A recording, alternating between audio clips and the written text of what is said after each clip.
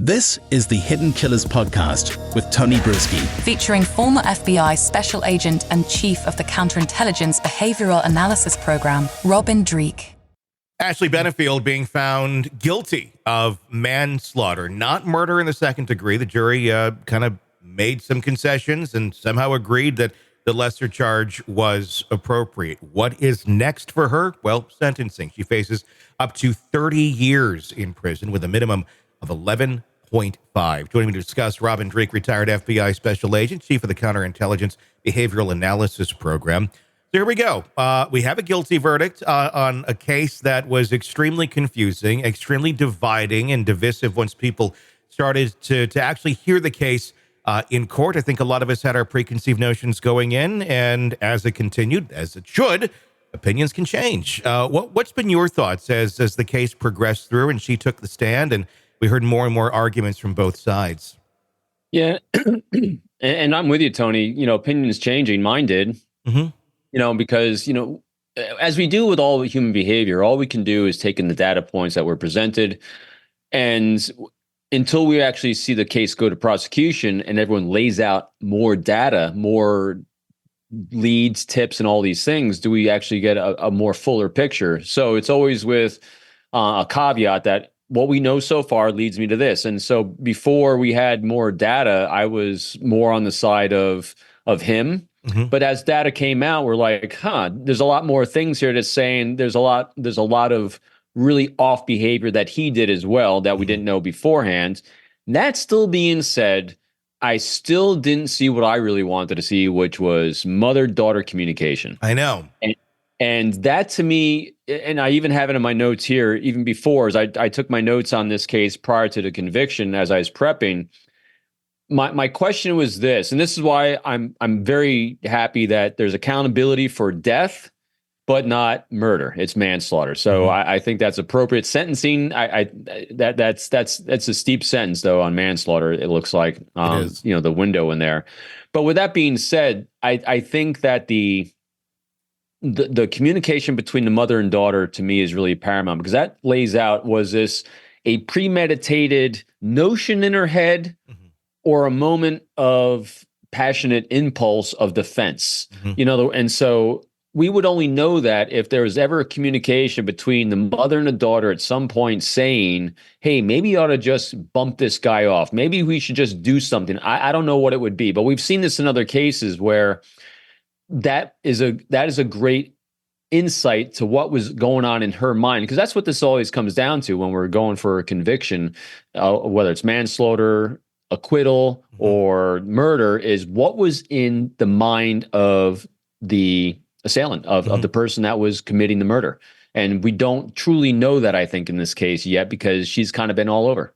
And maybe we didn't see it because there's nothing there. I mean, we did see some cell information. We did see some texts back and forth, but we didn't see anything there. And I can only assume it's because there was nothing there to see. Otherwise, I would assume that this would have been part of the case itself. But we certainly did learn a lot more about Doug. It was originally kind of presented as he just wants to see his kids. He's just a dad who wants to be close to his kids. And while I believe that is an element of the case, there was a lot more to Doug than just a concerned father, especially when we started to learn about a pattern of behavior.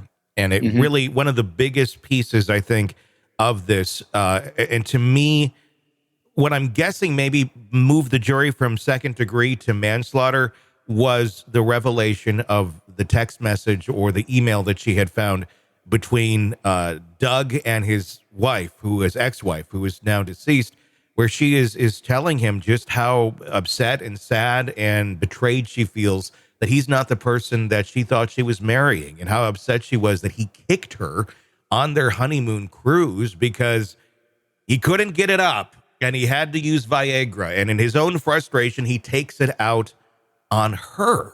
I mean, this is something where it's, and then you start learning more about the behavior, start learning about his extreme jealousy when Ashley was on a cruise with her mom, because there was some male voices in the background as someone was walking around the ship, and he goes immediately to, I want to destroy those people and take them off of the earth. It's not a normal response from anyone.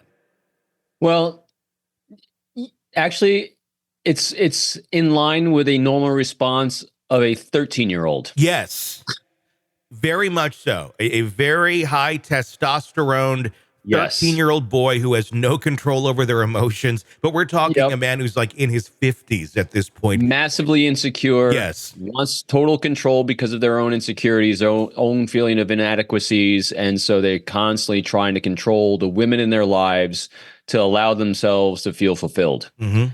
And I'm reading John Douglas's book right now.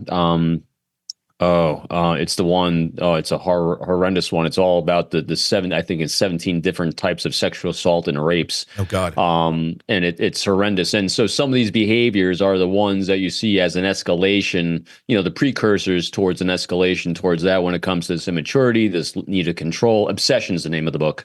Mm-hmm. And so, as we got the more data points on him from those earlier years and even current, it's unfortunately, I think it could have gone even potentially better for her had she been a better witness for herself. I really just don't think she was that good because she seemed a little flighty at times, kind of contradicting herself. Her behaviors contradicted themselves a few times, which I think hurt her. Thankfully, defense was able to bring out, all the negative behaviors of him, which helped her defense. But at the same time, she became very confusing, which also led me to think too, was there a level of trauma bonding that was going on with her as well, that she kept coming back? I would say, probably without a doubt that there was a level of that going on. It seems in this case, you have an intimidator and a manipulator, the two of them. You have him being very much an intimidator, wanting to be in control, and the way he does it is intimidating and acting macho, what he believes is macho and manly. And some people will respond to that depending on, their own past and what they perceive as this is, strong man type behavior. And then you have someone who seems to have had to manipulate their way through life in a lot of ways, using sex, using control, using whatever is at their means to kind of get by. And this is how they operate. Both wanting to be in complete control at all times and not having any sort of grounds for, let's share this. We have a kid. Let's find a happy medium. There didn't seem to be any sort of happy medium for either of these two. Yeah, and we see this a lot in horrible cases like this, where two unhealthy people are attracted to each other because they're both unhealthy to leveling degrees, and it resulted in a tragic death. Yeah, and now there's an accountability for that tragic death. And definitely not victim blaming on it on either side, just because there was horrendousness, I think, that was done to both. And he wound up paying the ultimate price for it. But she's now accountable for it as well. And it sounds like the jury did a good job, that they put a lot of thought into what they were doing. I'm glad they had the flexibility for the other charges that we didn't see in things like the Karen Reed case. It was either all or nothing. So, it seems like, at least on the charges and conviction, justice was done. We'll see when it comes to sentencing what'll happen. Are you ready to listen to this podcast ad-free? Then hit subscribe to the True Crime Today Premium Plus channel now on Apple Podcasts. You'll instantly have access to all of our episodes labeled Advance Ad-Free. You'll hear the interviews before everyone else and with no interruptions. No interruptions. Subscribe to the True Crime Today Premium Plus channel now on Apple Podcasts. And start binging now.